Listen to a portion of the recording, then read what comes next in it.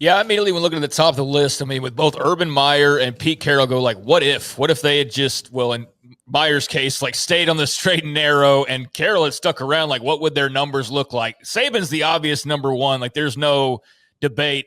How much of a debate was there for you on number two, and that being Urban Meyer?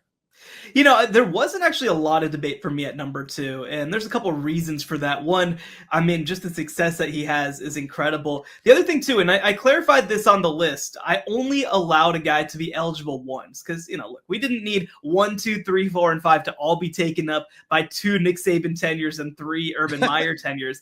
But, like, I think that there are 3 Urban Meyer hirings that could have ended up on this list. Of course, we went with his Florida hiring, but the Ohio State hiring, I think he transformed that place in a lot of ways.